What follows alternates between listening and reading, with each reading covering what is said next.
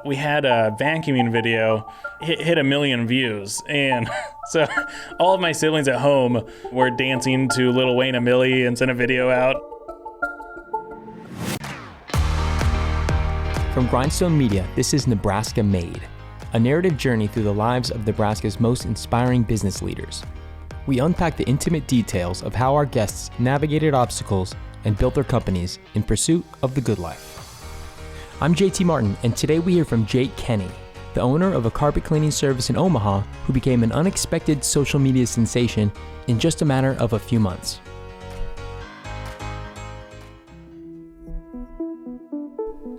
Our guest today, Jake Kenney, is a young business owner who started doing online videos for fun in the spring of 2020. It went really, really well. And today, he has fans all over the world. He's been featured in Silicon Prarie, KMTV3, and other local news outlets. And like many of our guests, he grew up in a small farm town. I grew up in Salina, Kansas, the oldest of 8 kids. And we kind of grew up on a farm. I was homeschooled till 6th grade with my brother. And we're kind of a big family unit, sort of secluded from a lot of society for quite a while. What'd you want to be when you grew up? I think that varied. I think for me personally, though, from a young age, probably about 2 or 3, I wanted to be a carpet cleaner. And I'm kidding. No, I don't know. It varied for me. I went through a bit of a depression in high school, and after transitioning through that, I was interested in being a clinical psychologist. So I went for a psychology degree when I went to college. I didn't have any social media until my roommate in college made me make a Facebook. So I was never super into social media. Growing up, we didn't have TV. I spent a lot of time reading, and we didn't have really any internet for quite a while. So I definitely wasn't drawn to social media originally. When did your dad start the business? In 2009, it was right in the middle of that recession. A couple of my uncles were out of work at the time due to what was going on. And so they thought, great time to invest and go all in on a business. So they committed to it together. The problem they ran into was, A lot of people weren't looking for extra services in that time frame. And B, they had a ton of overhead. And so they were hemorrhaging money. And it led to them transitioning to other avenues fairly quickly. So when we were in college, Pete and I agreed with my dad. He was going through a tough time. He had a lot of loans out on it. And so we agreed to work. We each worked for a salary of $100 a week in the business. So I did Tuesday, Thursdays in my classes, where I just filled all my classes and did the night classes. And then I would work Monday, Wednesday, Friday. Pete did Monday, Wednesday, and he would work Tuesday, Thursday, and we'd meet up and both work together on Fridays. I went into it after that, and we went kind of headlong in, and ever since then we've had a passion for it. And about 2 years ago, my dad decided he was ready to sell, and so we took out the loans and bought it from him. So Jake has just graduated from college, and he's officially a business owner, along with his brother and their 2 wives. They took on the loans together, so they decided to split the company 4 ways and each own 25%. And since then, Jake has become somewhat of a cleanup expert. He's seen every kind of spill you can imagine.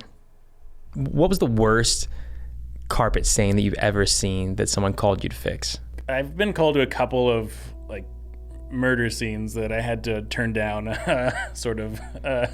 Actual murder scenes? Well, so one of them was a guy had gotten stabbed and there was a lot of blood in the carpet. I don't think he had passed away, but I was just like, that's too much for me. You're gonna have to call a professional restoration company. But another one was just like a home invasion where a guy had been hit with a lamp on the head. That one wasn't as bad, and I pretty much just cut out the carpet and patched it in that area. So, there was one time where we had so many floods. I think it was about 4 or 5 years ago. We had that massive rainstorms, and I actually fell asleep on my water extraction wand and fell and hit my head and popped back up because we'd been working for about 33 hours straight. It was brutal. So Jake has been through the gauntlet at this point. He's put in the hours to master his craft, and so when his 13-year-old sister came to him with the idea of joining a new social media platform called TikTok, most people probably wouldn't think he would be into it. Our siblings Patrick and Mary were really into TikTok, and they were telling us to try TikTok more for a personal aspect. They're like, oh, it's really fun. Okay. And then COVID kicks in. How does the business do then?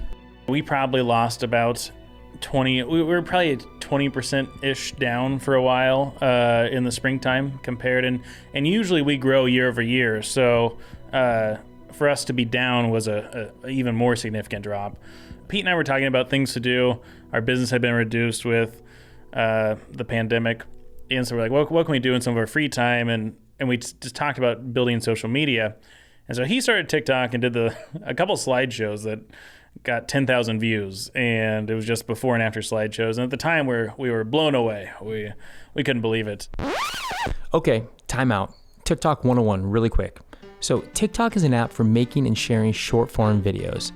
It's really easy to make a video on the app, not just because of the tools it gives users, but because of its extensive reasons and prompts that it provides for you. You can select from an enormous range of sounds, from popular song clips to short moments from TV shows, YouTube videos, or even other TikTok videos.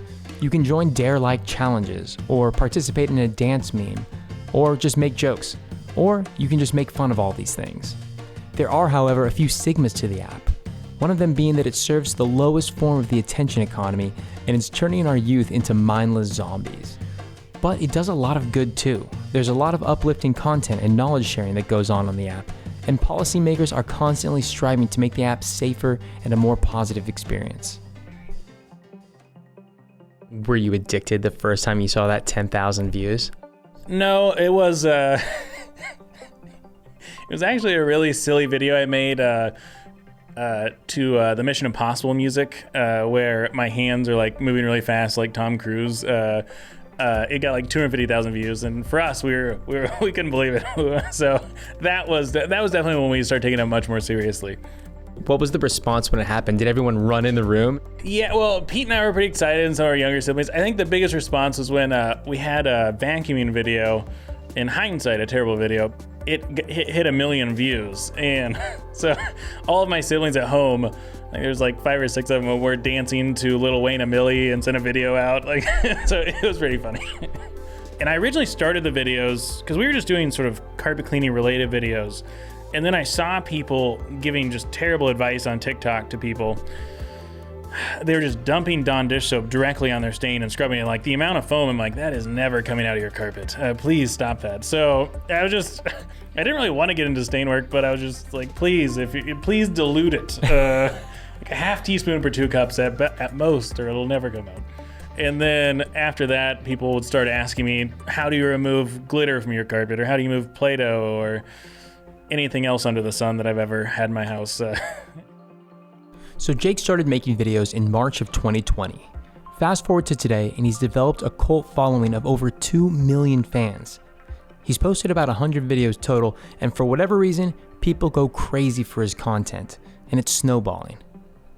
Well, a lot of people think I sound like Timmy Turner's dad, so I have a ton of Fairly Odd Parent fans supporting me that care nothing about anything else. They're just like, please do the Dinkelberg voice.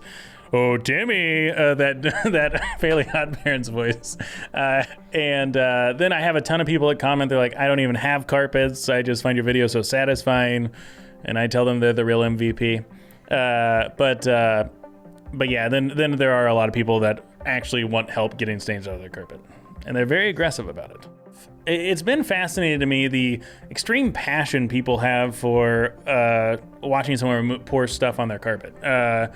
Or just the amount of people who are just clamoring for, how do you get red Gatorade out? I mean, people are very aggravated about red Gatorade. That's your number one nemesis. That is probably the one I get the most, is either some form of red dye 40, which is in a variety of drinks. So there are a lot of ways to make money off TikTok. The first is organic business, where someone actually calls Jake and happens to mention that they found him on the app. He says this contributes for about 3% of his business now. Then, in July, TikTok announced the Creators Fund, which is a program that actually pays video creators directly in an effort to foster creativity and fresh content. This program pays about 2 to 4 cents per 1,000 views. Well, Jake has videos that have seen over 15 million views alone, so the payout for that video would be roughly $300 to $600. And he usually posts a video a day. And then lastly, on top of all that, there are brands that will reach out to Jake directly to offer him payment for endorsing their product. A rule of thumb is that brands will pay between $10 to $25 per 1,000 followers for an influencer to do a promoted post. Well, if you do the math on that, for Jacob's audience, it comes out to about $20,000 to $50,000 a post.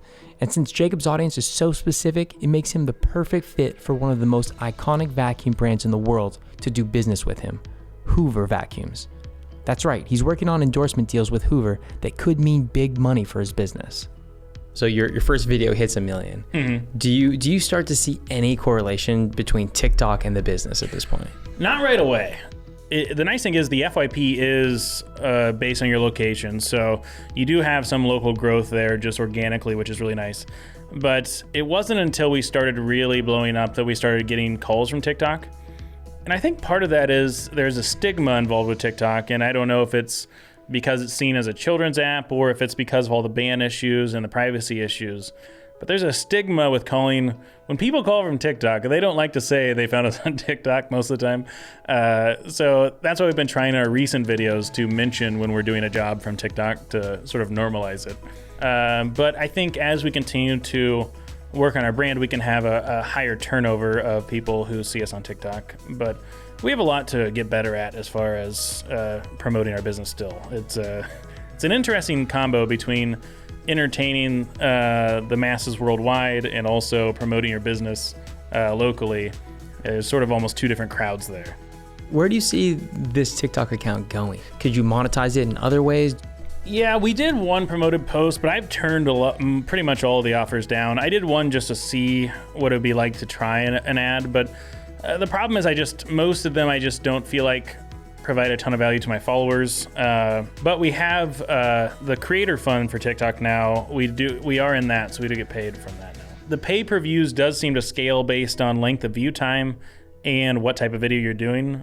So I think when I've done duets and stuff, it's almost like I get a less amount because it's not my own original content potentially. I'm not sure, but so there are some things involved that do skew those numbers. What about starting this business in Nebraska helped you the most?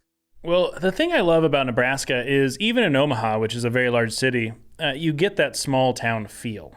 And I really value that coming from a rural area. You have a lot of community and a lot of tight-knit people and people that care.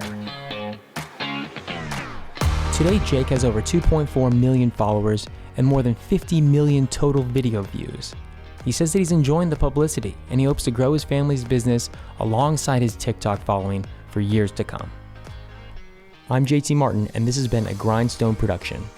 Grindstone is one of the premier production and marketing firms here in Lincoln, offering everything you need to grow your business in 2020, from video and podcast production to social media management and media buying.